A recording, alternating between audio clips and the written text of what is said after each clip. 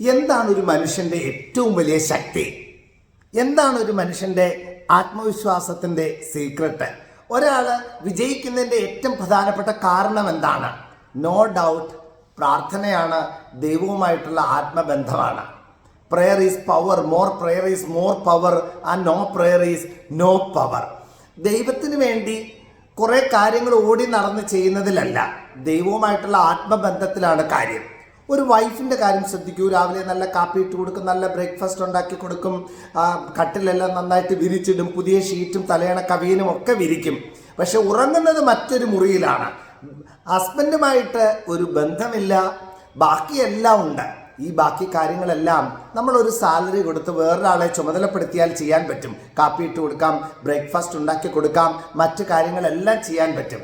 എന്നാൽ ഹസ്ബൻഡും വൈഫും ഒരുമിച്ച് ജീവിക്കുന്നത്, അവർ സ്നേഹം പങ്കുവയ്ക്കുന്നത്, ആശയങ്ങൾ പങ്കുവയ്ക്കുന്നത്, ഒരുമിച്ച് ടൈം സ്പെൻഡ് ചെയ്യുന്നത്, അവരൊന്നാകുന്നത്, അടുത്ത തലമുറ വരുന്നത്, ഇതൊക്കെയാണ് വിവാഹ ബന്ധത്തിൻ്റെ ഏറ്റവും പരമപ്രധാനമായ കാര്യങ്ങൾ. അതില്ലെങ്കിൽ പിന്നെ വേറെ എന്തുണ്ട് വിവാഹബന്ധത്തിൽ? ഏറ്റവും പ്രിയപ്പെട്ടവരെ, അതുപോലെയാണ് ദൈവവുമായിട്ടുള്ള ബന്ധം.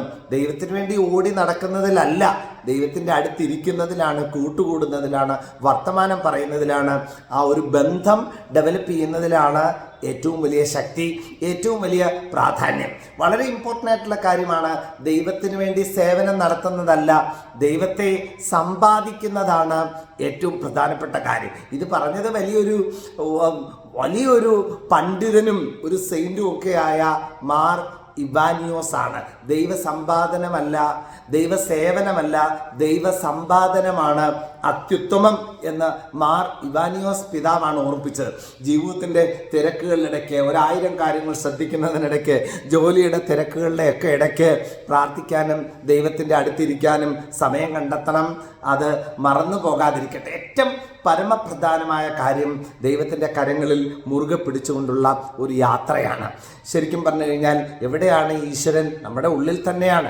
ഈശ്വരനെ തേടി ഞാൻ അലഞ്ഞു, അവിടെയുമില്ല ഇവിടെയുമില്ല. ഈശ്വരൻ ഹൃദയമാണ് ഈശ്വരൻ്റെ വാസസ്ഥാനം. നമ്മുടെ ഉള്ളിലിരിക്കുന്ന ആ ദൈവികമായ ചൈതന്യത്തിൻ്റെ, നമ്മുടെ ഉള്ളിലിരിക്കുന്ന നമ്മുടെ ഏറ്റവും പ്രിയപ്പെട്ട കൂട്ടുകാരൻ്റെ സാന്നിധ്യം അറിഞ്ഞ്, സാന്നിധ്യം മനസ്സിലാക്കി, നമ്മുടെ ഒരിക്കലും നമ്മളെ തേച്ചിട്ട് പോകാത്ത ആ കരുണാമയൻ്റെ കരങ്ങളിൽ മുറുകെ പിടിച്ചുകൊണ്ട് നമ്മുടെ ജീവിതയാത്ര മുന്നോട്ട് നീക്കാം. അപ്പം ജീവിതത്തിൽ ഭയങ്കര സന്തോഷം ഉണ്ടാവും. മഹാത്മജി പറഞ്ഞതുപോലെ പ്രാർത്ഥന എൻ്റെ ജീവശ്വാസം.